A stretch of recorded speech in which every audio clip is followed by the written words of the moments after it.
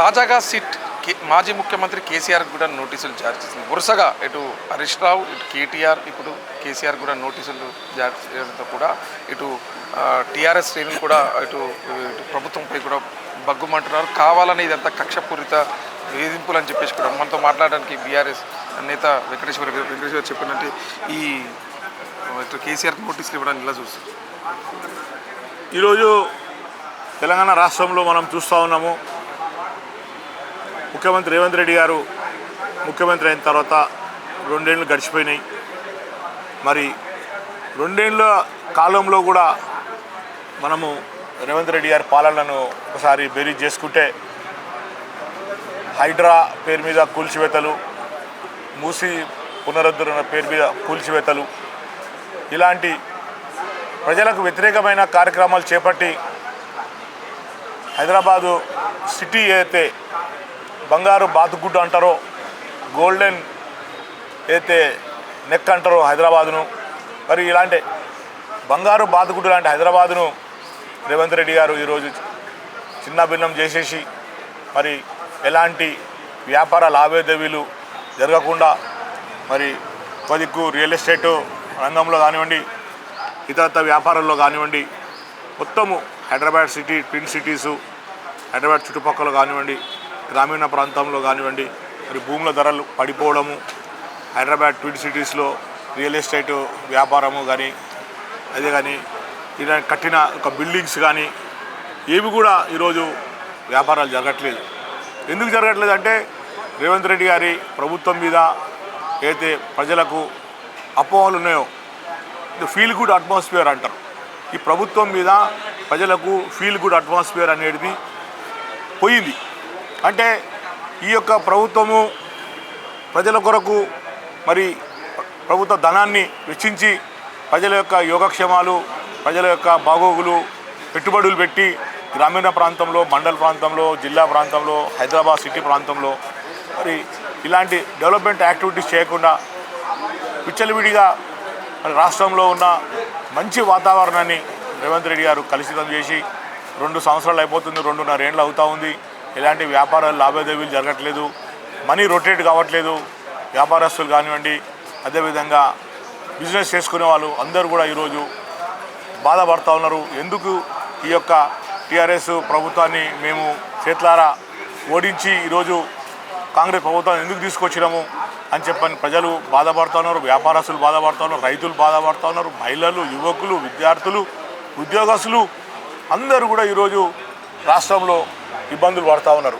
మరి ఒక దిక్కు ఆర్థిక అసమర్థతలు, ఒక దిక్కు ఆర్థిక ఎదుగుదలలు అన్నీ కూడా కింద మీద అవుతూ ఉన్న తరుణంలో మరి రేవంత్ రెడ్డి గారు పరిపాలన మీద దృష్టి పెట్టకుండా ఈ హైడ్రా అని చెప్పని, మూసి అని చెప్పని, మరి ఇతర యాంటీ ప్రజల యొక్క నెగటివ్ యాటిట్యూడు కార్యక్రమాలు చేపట్టి ఈరోజు రాష్ట్రంలో మంచి వ్యాపార వాతావరణాన్ని రేవంత్ రెడ్డి గారు పాడు చేసిన సందర్భంగా ప్రజలు బాధపడుతూ ఉండి ఎందుకు కేసీఆర్ గారి ప్రభుత్వానికి మేము వ్యతిరేకంగా ఓటు వేసి మరి కేసీఆర్ గారిని మేము దించేసుకున్నామని చెప్పని ప్రజలు బాధపడి రేవంత్ రెడ్డి గారు ముఖ్యమంత్రి చేస్తే ఈయన మంచి కార్యక్రమాలు చేయకుండా ప్రజలకు హితోధికమైన అభివృద్ధి కార్యక్రమాలను అందించకుండా మరి కేసీఆర్ గారు తెలంగాణను తీసుకొచ్చిండు.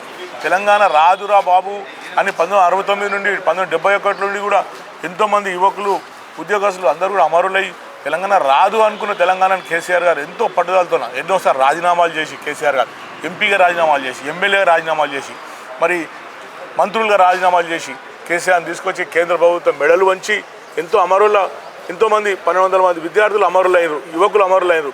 అమరుల సాక్షిగా కేసీఆర్ గారు మరి పట్టిన యొక్క నాగలి కాడిని దించకుండా తెలంగాణ తీసుకొచ్చి కేసీఆర్ గారు ప్రజలకు సంక్షేమ కార్యక్రమాలు, అభివృద్ధి కార్యక్రమాలు అందించి ప్రతి ఇంట్లో ఉన్న ప్రతి కుటుంబంలో అందరికీ కూడా అభివృద్ధి కార్యక్రమం అందించి రాష్ట్రాన్ని నెంబర్ 1 స్టేట్గా కేసీఆర్ గారు తీసుకెళ్ళింది భారతదేశంలో.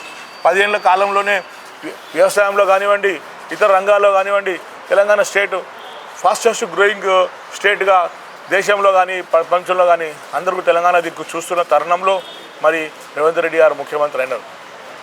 చిన్న పొరపాట్లు టీఆర్ఎస్ పార్టీ ఎమ్మెల్యేలు చేసుకున్న సందర్భంగా ఒక 20-25 మంది ఎమ్మెల్యేలు ఓడిపోవడంతో ఈ ప్రభుత్వం కేసీఆర్ గారి ప్రభుత్వం పడిపోవడం జరిగింది. కేసీఆర్ గారి ప్రభుత్వము దిగిపోయిన తర్వాత రేవంత్ రెడ్డి గారు మంచి పరిపాలన అందిస్తామని చెప్పని ప్రామిసులు చేసి ఆరు గ్యారంటీలు 420 హామీలు ఇచ్చి ప్రజలను మభ్యపెట్టి ఆయన ప్రభుత్వాన్ని తీసుకొచ్చి నడిపించకుండా మరి ప్రభుత్వాన్ని మంచిగా సక్రమైన మార్గంలో నడిపించకుండా మరి ఈరోజు ఏం చేస్తున్నారు రేవంత్ రెడ్డి గారు మరి కేసీఆర్ గారి మీద కేసీఆర్ గారి కుటుంబం మీద కక్ష సాధింపు చర్యలు చేపడుతున్నాడు. ఒక దిక్కు కేటీఆర్ గారికి సిట్టు నోటీసులు, ఒక దిక్కు హరీష్ రావు గారికి సిట్టు నోటీసులు, ఒక దిక్కు సంతోష్ రావు గారికి, ఒక దిక్కు కేసీఆర్ గారు కూడా నిన్న సిట్టు నోటీసులు ఇవ్వడం జరిగింది. ఫోన్ ట్యాపింగు ఎవరు చేస్తారు? ఫోన్ ట్యాపింగు అధికారులు చేస్తారు. ఐఏఎస్ ఆఫీసర్లు, ఐపీఎస్ ఆఫీసర్లు వాళ్ళకు సంబంధం, చీఫ్ సెక్రటరీ లెవెల్లో, డీజీపీ లెవెల్లో వాళ్ళ అధికారులకు వాళ్ళకు సంబంధం, పోలీస్ డిపార్ట్మెంట్కి సంబంధం. ముఖ్యమంత్రి గారికి కానీ హరీష్ రావు గారికి, కేటీఆర్ గారు, సంతోష్ రావు గారికి వీళ్ళకి ఫోన్ ట్యాపింగ్తో ఎలాంటి సంబంధాలు ఉండవు. ఏదైనా ఫోన్ ట్యాపింగ్ చేస్తున్నామని చెప్పి ప్రభుత్వము ముఖ్యమంత్రి గారు చెప్పింటే సరే చేయండి అని చెప్పని ముఖ్యమంత్రి గారు కేసీఆర్ గారు అనింటారు, మంత్రులు అనింటారు. కానీ అలాంటి వ్యక్తి ఫోన్ ట్యాప్ చేసి మాకు అధికారులు ఏం జరుగుతుందో సమాచారం ఇవ్వమని చెప్పి ఎవరు కూడా కోరరు. జరగని పరిస్థితి. ఇలాంటి ఫోన్ ట్యాపింగ్ వ్యవహారాన్ని మరి కేసీఆర్ గారి కుటుంబానికి ఇమిడింపజేసి మరి ఈరోజు వాళ్ళ మీద ఏదైతే కక్ష సాధింపు చర్యలు చేపట్టి మరి విచారణ చేపడతా ఉన్నారు. దుర్మార్గము. ఇప్పుడు నోటీసులు అంటేనే మీరు ఎందుకు భయపడుతున్నారు? మరి నోటీసులకు మేమేం భయపడట్లేదు. గగ్గోలు పెడుతున్నారు, ఇది హంగామా చేస్తున్నారు. అవునండి, ఇప్పుడు ప్రతి రాష్ట్రంలో ప్రతి దేశంలో ఏ ముఖ్యమంత్రి అయినా ఏ అధికారులైనా ఏ ప్రభుత్వానికి సంబంధించిన పోలీస్ మీరు అధికారంలో ఉన్నప్పుడు అవతల వాళ్ళకి నోటీసులు ఇచ్చారు, విచారణ పిలిచిరు, జైలుకి పంపించారు వాళ్ళు. అదే దాన్ని మీకు అది అప్పుడు అదే పోలీస్ అధికారులు ఉండే, అప్పుడు అదే చట్టం, అదే ప్రభుత్వం. రేవంత్ రెడ్డి గారు ఏమో రెడ్ హ్యాండెడ్గా దొరికిపోయిండు. ఆయన ఓటుకు నోటు కేసులో ఆయన డబ్బుతో దొరికిపోయిండు. ఒక ఎమ్మెల్యేని కొనుగోలు చేయనీకి వెళ్ళిన సందర్భంగా రేవంత్ రెడ్డి గారు ఓటుకు నోటుతో స్వయాన రికార్డెడ్గా ప్రూఫ్ దొరికిపోయిండు. దానికి కక్ష సాధింపు చర్యలో భాగంగా మరి నేను కూడా ప్రభుత్వంలో ఈరోజు ముఖ్యమంత్రిగా ఉన్న నేను కూడా మీ ప్రభుత్వం ఉన్నప్పుడు మీరు కక్ష సాధింపు చర్యలు చేయలేరా? రేవంత్ రెడ్డి గారు ఎప్పుడు చర్యలు అది ఆయన దొరికిండు కదండి. రెడ్ హ్యాండెడ్గా ఒక ఎమ్మెల్యేని కొనడానికి పోతే రికార్డెడ్ అయిన స్టేట్మెంట్స్ ఉన్నందుకు డ్రోన్ ఎగరవేస్తే లోపల జైల్లో వేశారు. చిన్న చిన్న కేసుల అతను బయటికి గృహ నిర్బంధాలు చేశారు, బయటికి వెళ్ళలేరు, ప్రొటెస్ట్ చేసేందుకు కూడా అతనికి అవకాశం ఇవ్వలేదు. కానీ మా ప్రభుత్వం అన్నిటికీ అవకాశం. నోటీసులు అనేది అధికారులు చేస్తారు, ప్రభుత్వం చేస్తుంది, చట్టం చేస్తుంది. కేసీఆర్ గారు వెళ్ళారు కదా, మేము హరీష్ రావు గారు వెళ్ళలేదా విచారణ చేపట్టడానికి? హాజరైండు, ఆందోళన చెందుతారు. ముఖ్యమంత్రి మన కేసీఆర్ గారు కూడా హాజరవుతా అని చెప్పారు. ఈ మున్సిపల్ ఎలక్షన్స్ ఉన్నాయి, దీని తర్వాత మేము హాజరవుతాను, డెమోక్రటిక్ వేలా మీరు విచారణ చేపట్టండి, నేను హాజరవుతాను కేసీఆర్ గారు స్టేట్మెంటే ఇచ్చాడు. మీరు నిజంగా మీ ప్రభుత్వాన్ని అడ్డం పెట్టుకొని మీరు ఫోన్ ట్యాపింగ్ చేయలేదా? మీ ప్రభుత్వం చేయించలేదా? చేసి ప్రభుత్వం ఎందుకు చేస్తుందండి? ప్రభుత్వం అంటే అధికారులు, ముఖ్యమంత్రి గారు, మంత్రులు, ప్రభుత్వాన్ని నడిపించే వ్యక్తులు, వాళ్ళు అధికారులు వాళ్ళ యొక్క ఆదేశాలు వాళ్ళు చేపడతారు. కానీ ముఖ్యమంత్రి గారు డైరెక్ట్గా ఫోన్ ట్యాప్ చేసి వినాల్సిన బీజేపీ వాళ్ళు అంటారు, ఇటు కాంగ్రెస్ వాళ్ళు అంటారు. మరి బీజేపీ వాళ్ళకు సమస్య ఏంటంటే బీజేపీ వాళ్ళు ఈ రాష్ట్రంలో వాళ్ళు డెవలప్ కావట్లేదు. బీజేపీ వాళ్ళు మళ్ళీ బీజేపీ టీఆర్ఎస్ పార్టీ నుండి బీజేపీకి వెళ్ళిన నాయకులే మళ్ళీ గర్వాపసిగా రావడం జరిగింది. నేను ఆరూరు రమేష్ వచ్చాడు, లక్షల మందితో జాయినింగ్ అయ్యారు. ఇంకా చాలామంది కూడా బీజేపీకి వెళ్ళిన వాళ్ళు మళ్ళీ టీఆర్ఎస్లోకి వస్తూ ఉంటారు. బీజేపీ వాళ్ళకి ఏంటంటే టీఆర్ఎస్ పార్టీ వీకెన్ అయితే మేము స్ట్రెంగ్తెన్ అవుతామని చెప్పి బీజేపీ వాళ్ళు అనుకుంటారు. కానీ బీజేపీ ఎప్పటికి కూడా రాష్ట్రంలో స్ట్రెంగ్తెన్ కాదు, బీజేపీ థర్డ్ పార్టీగానే ఉండాల్సి వస్తుంది. ఈ రాష్ట్రంలో ఫైటు టీఆర్ఎస్ వర్సెస్ కాంగ్రెసే ఉంటుంది, కానీ బీజేపీ థర్డ్ ప్లేస్లోనే ఉండాల్సి వస్తుంది. మరి బీజేపీ చూసుకుంటూ ఉంది ఎట్లా టీఆర్ఎస్ దెబ్బతీస్తుంది, కాంగ్రెస్ మేము ఎట్లా దెబ్బతీయాలని చెప్పని బీజేపీ వాళ్ళు అనుకుంటున్నారేమో. కానీ ఈ రాష్ట్రంలో ప్రజలు కానివ్వండి, రైతులు కానివ్వండి, మహిళలు, యువకులు అందరూ కూడా టీఆర్ఎస్ పార్టీ కేసీఆర్ గారి నాయకత్వం ఎదురు చూస్తూ ఉన్నారు. మళ్ళీ అధికారము ఎప్పుడు ఓట్లు వస్తాయి, ఎప్పుడు అధికారం తప్పకుండా 100% ప్రజలు ఎదురు చూస్తూ ఉన్నారు. అందుకని గర్వాపసి ఆరూరు రమేష్ లాంటి 1,00,000 మెజార్టీతో గెలిచిన వ్యక్తి బీజేపీలోకి పోతే మళ్ళీ ఈరోజు టీఆర్ఎస్ పార్టీలోకి వాపసు రావడం జరుగుతుంది. అలాంటి వాళ్ళు చాలామంది గ్రామీణ ప్రాంతంలో ఎదురు చూస్తూ ఉన్నారు. నాయకులు కానివ్వండి, యువకులు కానీ, రైతులు కానివ్వండి, మహిళలు కానివ్వండి. మేము చేసుకున్న పొరపాటును ఫోన్ ట్యాపింగ్ కేసులో మీ బీఆర్ఎస్ నేతలు కడిగిన ముత్యంలాగా బయటకు వస్తారా? అన్ని ఫోన్ ట్యాపింగ్ అనేది మంత్రులు, ముఖ్యమంత్రి గారు చెయ్యరు, అధికారులు చేస్తారు. కడిగిన ముత్యం లాగా వస్తారు. తప్పకుండా కడిగిన ముత్యం కాక మేమే తప్పు చేస్తే మేము స్టేజ్ తీసుకొచ్చుకుంటుంటే, లేకపోతే మేము ఆధార్ కార్డు సిట్ విచారణకు సంబంధించి నోటీస్ అప్పటికే కేటీఆర్ గారు కూడా సుప్రీంకోర్టుకు వెళ్ళడం జరిగింది. దానికి వెళ్ళారు అంటే హరీష్ రావు గారు సుప్రీంకోర్టుకు సిద్దిపేట అతను గౌడ్ విషయంలో వెళ్ళాడు. అతను తప్పుడు ఆరోపణ చేస్తున్నాడు, అతనికి సంబంధం లేదు, నాతో అతను నా మీద కేసు వేయడం ఆ విషయంలో వెళ్ళాడు. ఈ రాష్ట్ర ప్రభుత్వము వీళ్ళ ఫోన్ ట్యాపింగ్ విషయంలో హరీష్ రావు గారు వెళ్ళారు. హరీష్ రావు కూడా కేటీఆర్ వెళ్ళారు కదా, కేసీఆర్ గారు కూడా వెళ్ళలేదు. వారు కూడా రాష్ట్రానికి సంబంధించిన అధికారులు చేపట్టిన కార్యక్రమానికి కేసీఆర్ హరీష్ రావు గారు, కేటీఆర్ గారు అందరూ కూడా వెళ్ళి సిట్టు విచారణ హాజరయ్యిండ్రు.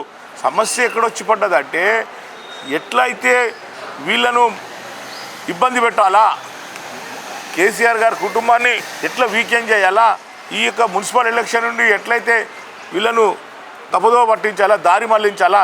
జరిగింది ఏంది, గ్రామ పంచాయతీ ఎలక్షన్లు అయినాయి. గ్రామ పంచాయతీ ఎలక్షన్స్లో 40% ప్రజలు సర్పంచులు టీఆర్ఎస్ పార్టీ వాళ్ళు ఎన్నుకోబడ్డారు.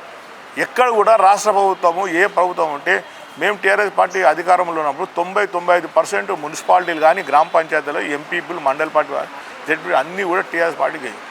కానీ కాంగ్రెస్ ప్రభుత్వంలో ఏమైంది, 40-45% సర్పంచులు టీఆర్ఎస్ పార్టీ వాళ్ళు వచ్చారు. వీళ్ళకి భయం పట్టుకుంది. రేవంత్ రెడ్డి ప్రభుత్వానికి మంత్రులకు వాళ్ళకు భయం పట్టుకుంది. మున్సిపల్ ఎలక్షన్స్లో ఎట్టి పరిస్థితుల్లో టీఆర్ఎస్ పార్టీని వీకెండ్ చేసి పుంజుకోకుండా, బలాన్ని పుంజుకోకుండా చేయాలని చెప్పని వాళ్ళ యొక్క దుర్బుద్ధితో వీళ్ళని ఇబ్బంది పెట్టేసి క్యాన్వసింగ్ చేయకుండా, అటెన్షన్ పెట్టకుండా రాష్ట్రంలో మున్సిపాలిటీల మీద అయినా కూడా వీళ్ళు ఎంత టీఆర్ఎస్ పార్టీ మీద ఒత్తిడి పెట్టినా, నాయకత్వం మీద అధినాయకత్వం ఒత్తిడి పెట్టినా 120 మున్సిపాలిటీలు, సుమారు 120 మున్సిపాలిటీ, 80-90 మున్సిపాలిటీలు ఈరోజు టీఆర్ఎస్ పార్టీ గెలుచుకొని రానున్న రోజులు మీరు చూస్తారు సత్తా చాటి మరి కారు గుర్తుకు ప్రజలు ఓటేస్తారు. ఎదురు చూస్తూ ఉన్నారు ఎప్పుడు టీఆర్ఎస్ పార్టీ అధికారంలోకి తీసుకొస్తాము, ఎప్పుడు మేము ఓటేసి మళ్ళీ ముఖ్యమంత్రి కేసీఆర్ గారిని తీసుకురావాలి, రేవంత్ రెడ్డి గారిని ఎప్పుడు మేము దించాలని చెప్పని ప్రజలు ఆర్నిశలు మరి వాళ్ళు నిద్రపోకుండా ప్రజలు ఎదురు చూస్తారు. రైతులకు ఈరోజు యూరియా అందట్లేదండి, మరి పండించిన ధాన్యాన్ని కొనే పరిస్థితి లేదండి. ఈరోజు రైతులు పత్తి కూడా కొనే పరిస్థితి లేదు. మార్కెట్లో లబోదిబోమని రైతులు మొత్తుకుంటూ ఉన్నారు. ఇలాంటి పరిస్థితుల్లో ఫీల్ గుడ్ అట్మాస్ఫియర్ రాష్ట్రంలో రావాలంటే ఇక్కడికి వ్యాపారస్తులు కానీ, బిల్డర్స్ కానివ్వండి, రియల్ ఎస్టేట్ రంగానికి కానివ్వండి, రైతులు కానివ్వండి, అందరికీ కూడా అందరికీ కూడా టీఆర్ఎస్ ప్రభుత్వమే రావాల్సిన ఆవశ్యకత ఉందని చెప్పి అందరూ ఎదురుస్తారు. Thank you. జై తెలంగాణ. ఓకే, ఇది టీఆర్ఎస్ నేతలు సీట్ సంబంధించినటువంటి అభిప్రాయాలు వ్యక్తం చేస్తారు.